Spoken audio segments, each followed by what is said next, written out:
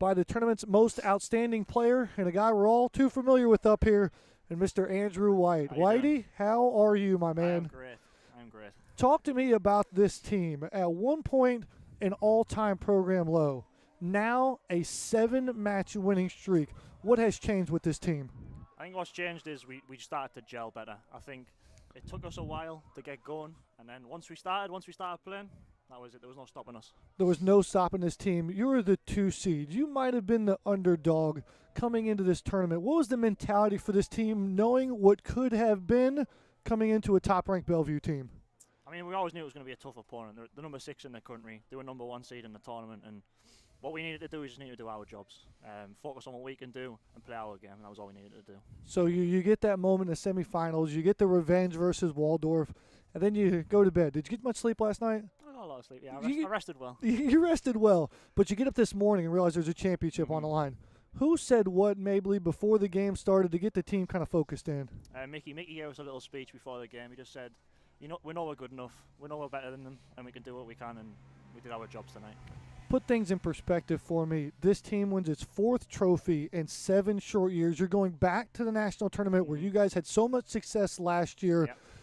Ton of the alumni that you know are in the stands here. Put this trophy in perspective for me as a senior of this program. I think it's up there. I think the one we won in Denver 2 years ago was a great achievement, and we've done it again this year. And we've had to build this year. We've had to fight to get where we are now, and I think it's a great trophy. And then for tonight, you win that trophy with some halftime adjustments, down 1-0.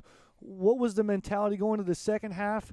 And then were you shocked or surprised when you get 2 goals in the back of the net just early in the second half? I think the plan was more of the same, because in the first half I felt like we dominated the majority of the game. They got a goal on a breakaway, but we had a lot of the ball. We had a lot of control in the game, and I thought, if we kept doing what we were doing, we stuck to our guns, we kept doing our jobs, that we were going to win in the end. How is it important for you guys on that back row there to win a lot of those 50-50 balls, especially in the air over the back half of that second half? I mean, we knew coming in that they were very physical, they were a very long ball team. Me and Jean-Marie were going to have our work cut out up there, but it was a hard battle. Ian did great in there, so yeah, it was tough. You're not only holding multiple Aii Championships now, you're the tournament's most outstanding player.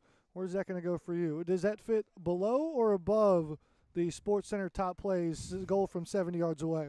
Put the accomplishments in perspective. I think it's up there. I think they're on par with each other. I think side by side, maybe. Yeah, this is a great. I couldn't have done this without the team. Get the most outstanding player. So thanks to the boys for that.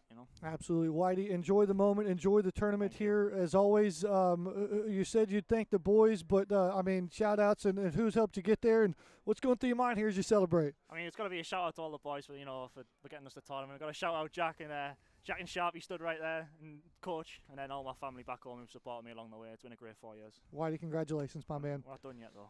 Tournament's most outstanding.